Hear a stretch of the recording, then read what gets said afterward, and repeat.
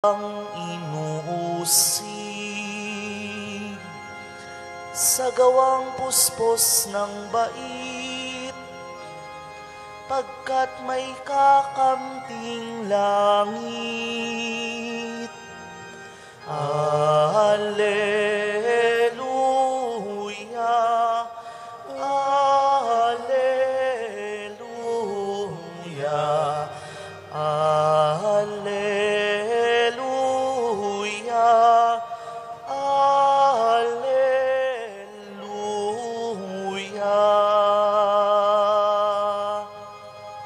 Sumainyo ang Panginoon. At sumaiyo rin. Ang mabuting balita ng Panginoon ayon kay San Mateo. Papuri sa iyo, Panginoon. Noong panahong iyon, sinabi ni Jesus sa kanyang mga apostol, "Huwag ninyong isiping na parito ako upang magdala ng kapayapaan sa lupa. Naparito ako upang magdala ng tabak, hindi kapayapaan.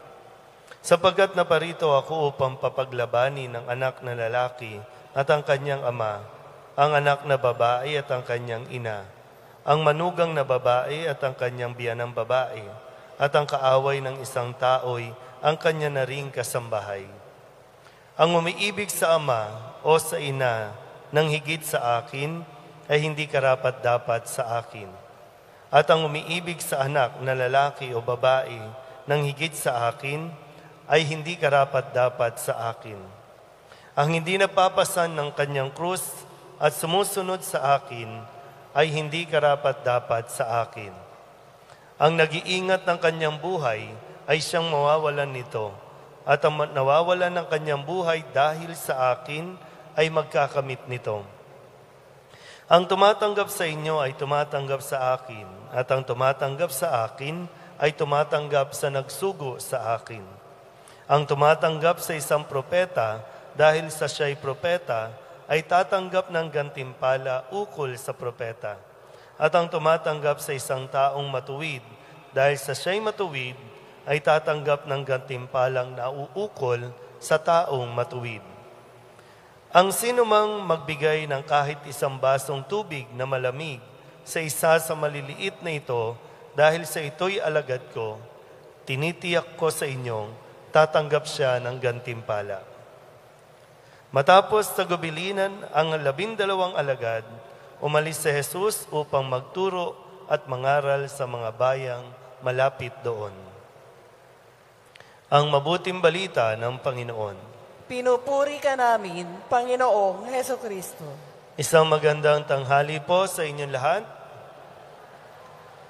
Umpisa ng linggo at atin pong naririnig mula sa poong Jesus Nazareno, ito pong mga salitang ito na para bang sa unang pakikinig, si Kristo ba talaga yung nagsasalita? No? Bakit ganon?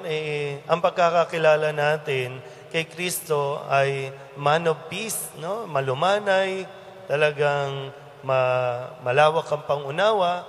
Bakit ngayon naririnig natin na parito daw siya para magdala ng hindi kapayapaan kundi tabak? No, pag-aawayin yung ama, anak, no, yung anak na babae sa kanyang ina, makakaaway ng isa ang buong sambahayan. Si Kristo ba talaga to? No?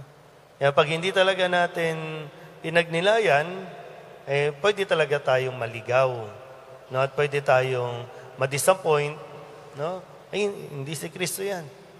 Pero minsan po kasi pag sinabing tabak, no, yung tabak, ito po ay ginagamit na panghiwa. No, at pag hiniwa, maihiwalay. Napapaghiwalay niya. So ngayon, para bang maarang ang pinupunto ay, kailangan mo magdesisyon talaga.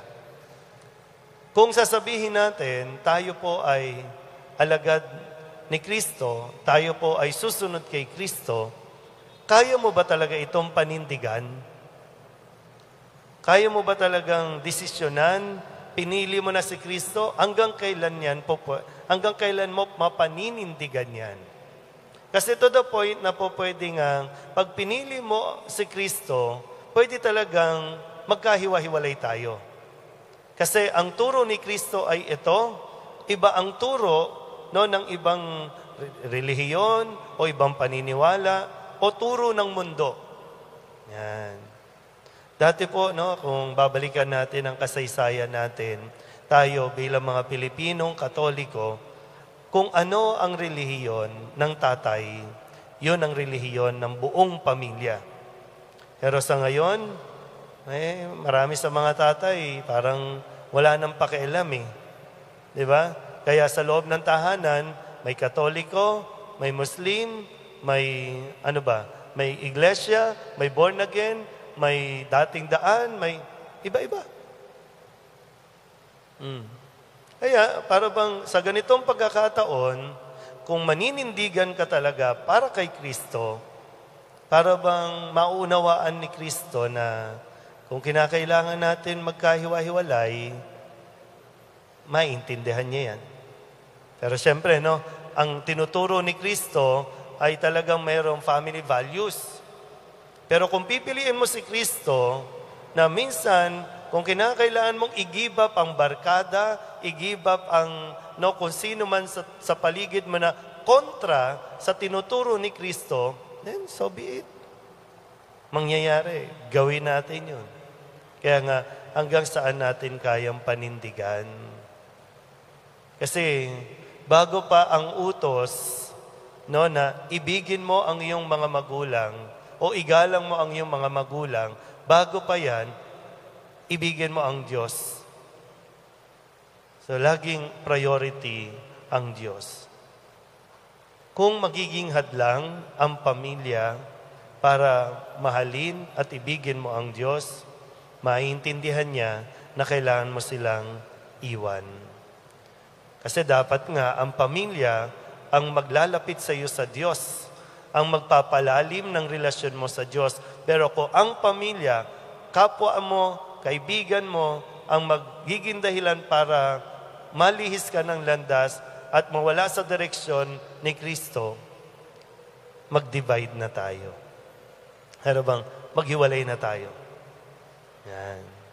Medyo challenging, pero ito kasi yung hamon. Kaya ba talaga natin? Di naman niya tayo pipilitin.